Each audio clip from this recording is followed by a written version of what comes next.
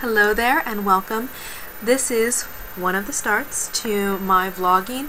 Instead of this dealing with personal matters, I suppose this would be more of an editorial.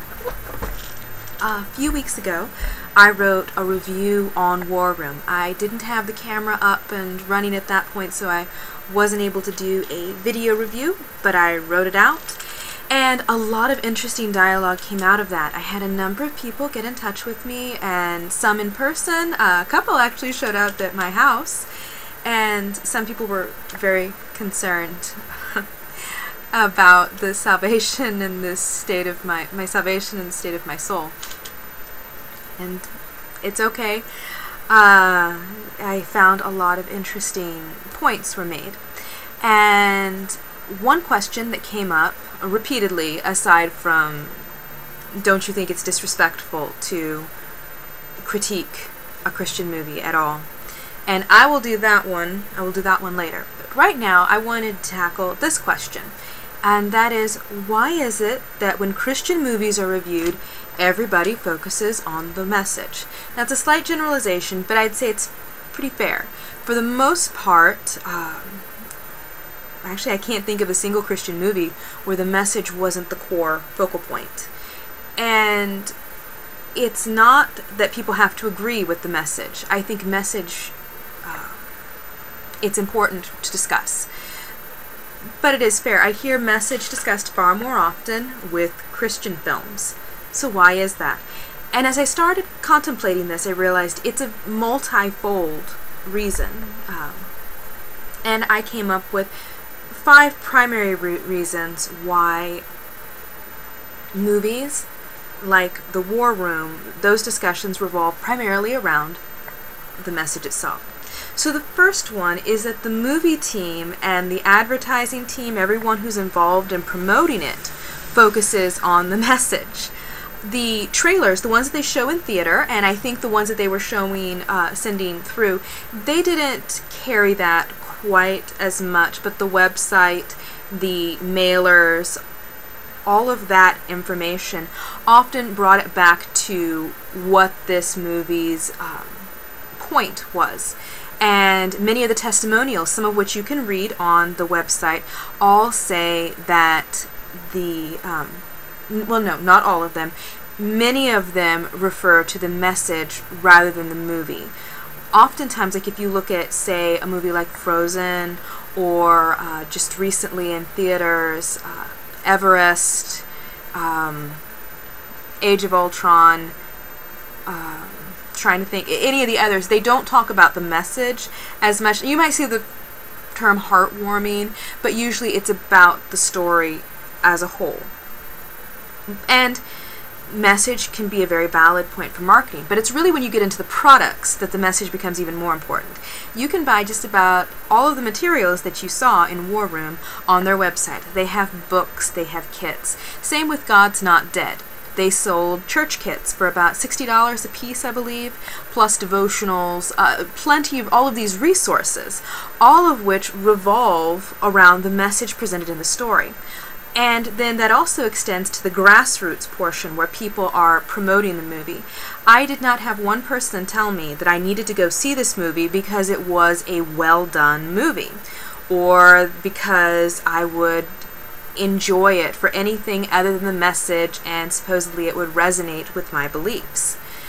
And because of this focus, I don't think it's surprising that people do tend to focus in on the message. After all, you see this with secular movies all the time.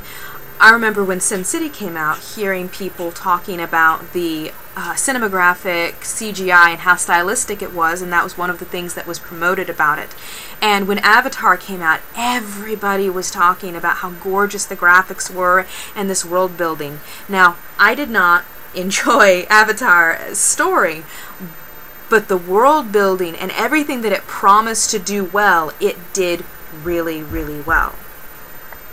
So what the marketing team and the promotional team and the movie team put together to convince people to come in, it shouldn't be surprising that that's what people talk about, and it's quite fair. Otherwise, why promote it? discussion is quite valid, particularly when it's intended to improve, critique, and to understand where we can do better. The second reason is because Christians frequently use the message to defend what is otherwise a bad movie. And this isn't to say that people's lives weren't touched by it. I know a lot of people who said that their prayer lives have been reinvigorated from this, that they have taken new heart and new passion. It encouraged them. It made them feel stronger. And, you know, that's wonderful. I am not discounting that at all. Though I would say, you know, that does not make it a good movie. Again, that's going to go off onto a whole other tangent. But when the message is then brought up and used as a defense, again, it should not be surprising that then people talk about the message and does it hold up? Is it a valid defense of the movie? Does this message alone make all of the other things that aren't handled well suddenly make it good? Oh, excuse me. The cat was just up here on the desk, and now I've got cat fur on my nose. Ah. The third reason why the message is often focused on is because sometimes the message is all that there is to discuss. It's similar to a comedy. If you've ever tried to analyze a comedy, and it's not a good comedy, and it's not a good movie, you run out of things to talk about. And that's really frustrating sometimes to deal with. And with Christian movies, the acting is rarely good. The writing is often very stilted, very stiff. Cinematography, I actually, off the top of my head, I can't really think of any Christian films where the cinematography was anything to note.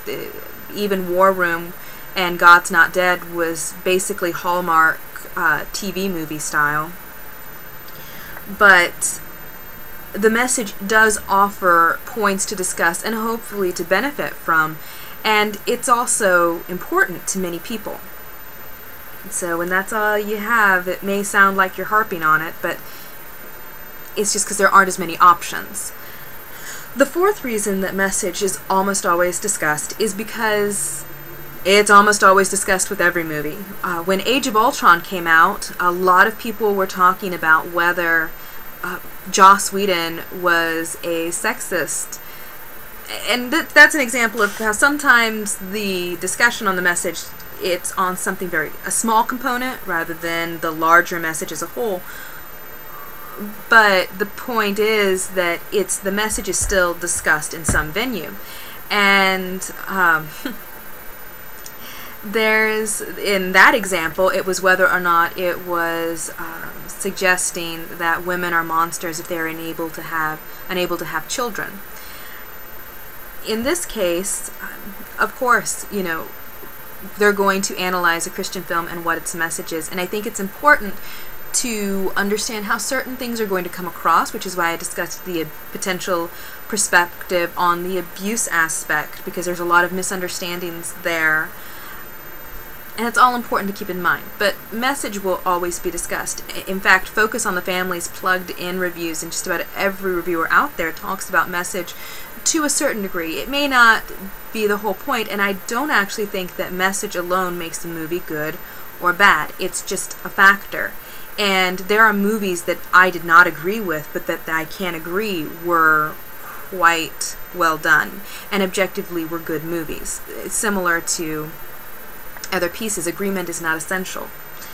And then the last point, and this could go off on its own piece completely, and eventually I am going to talk about faux persecution within the Western Church.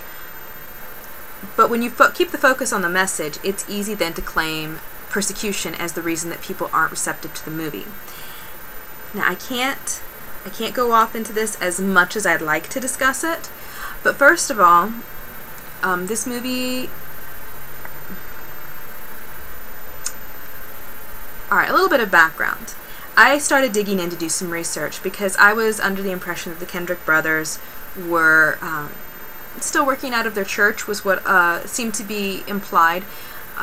Not by them necessarily, but in the Christian literature and people talking about it and presenting it very much as this little tiny startup fighting against the Goliaths of Hollywood to get their message out there. Well, there were a lot of issues in it, and I think even individuals who enjoyed it can admit the writing wasn't very good. The comedy was stilted, the timing was off. The message was the most important part. It was a visual sermon, and some people took something from that and others did not.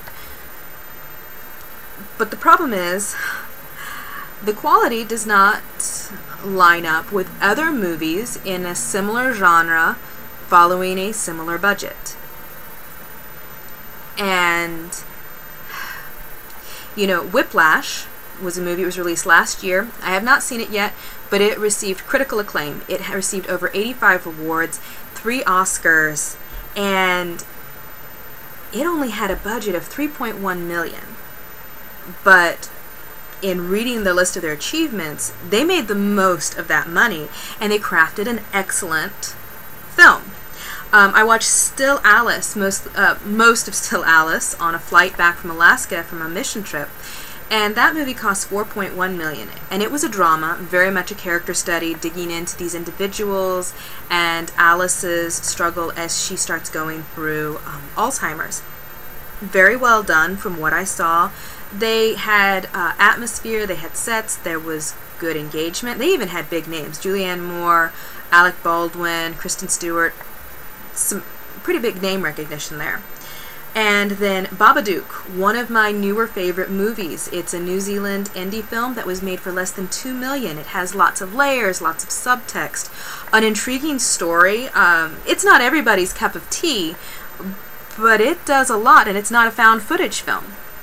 If you open it up into found footage films, then you get into even less expensive, almost micro-budget levels. Now, Facing the Giants, that was one of their first ones, had a budget of $100,000, and that's very much a low-budget movie. But in my research, I found that technically this movie, War Room, would not really be considered a low budget. It's moving up into the medium budget. $1 million, $2 million seems to be about the cutoff point in the United States, and that's partially based on tax exemptions as well as availability and various other categories. It's not just, oh, they didn't have as much as a blockbuster. And quality has nothing to do with cost. Most of the issues really revolve in the acting quality and the story, which actually probably should reverse that, because if you don't have a good story, you know, some actors are good, but a good actor, you know, there's only so much they can do.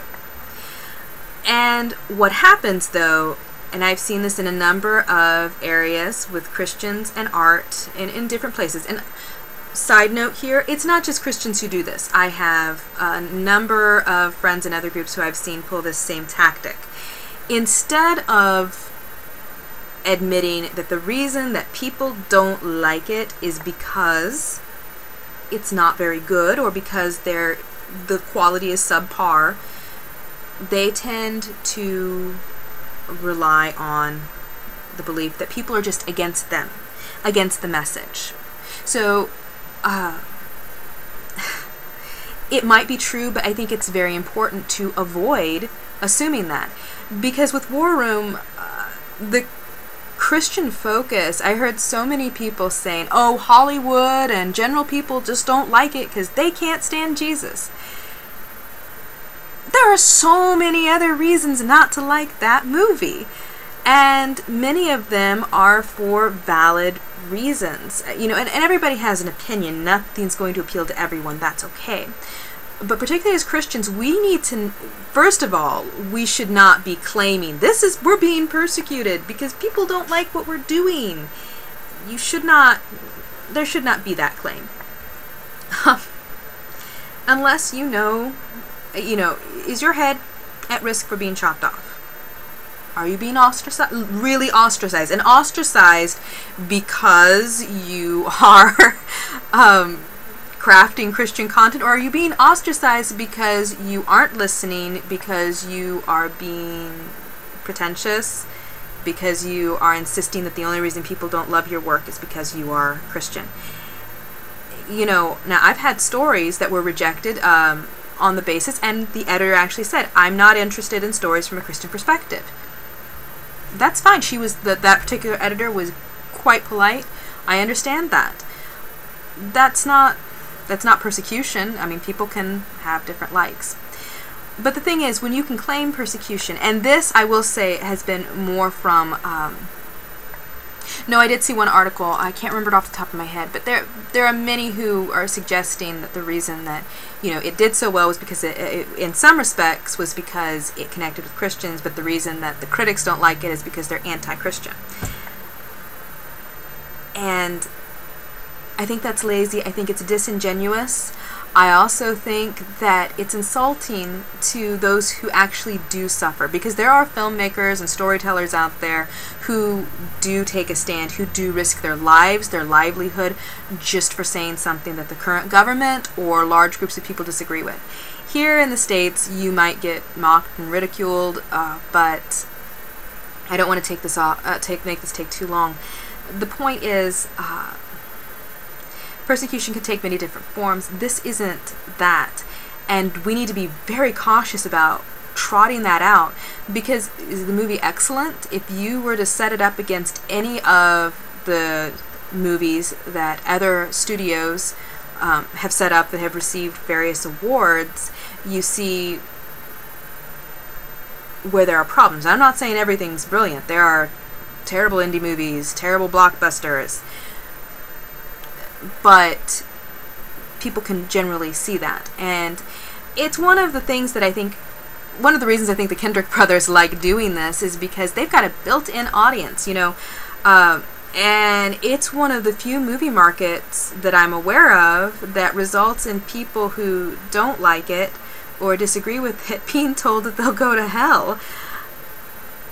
You know, I'm more of a Marvel girl myself, but I have a number of friends who are into DC, and sometimes we have spirited discussions about that. You know, I still like Batman, actually quite a bit, but I have never had a DC fan come up and tell me, oh, you gotta go watch this because it'll change your life, or if I don't, you're going to hell. Or what kind of a person are you that you don't like this? That was a tangent. So the point is that there are many reasons why Christian movies are often heavily focused on messages. People discuss it. And actually a sixth point that I want to bring up that is sort of been implied all the way through. Christian filmmakers in particular are all about the message. The message is the most important part, and you can see that in their lack of attention to every other element. So I'll be getting on some of these other topics later, but those are my initial thoughts for the main reasons that the message is almost always discussed in Christian movies. So what are your thoughts? You're more than welcome to comment and share your opinions, and just be nice to each other, be respectful to each other in the comments. So thank you so much, and have a beautiful day. Bye.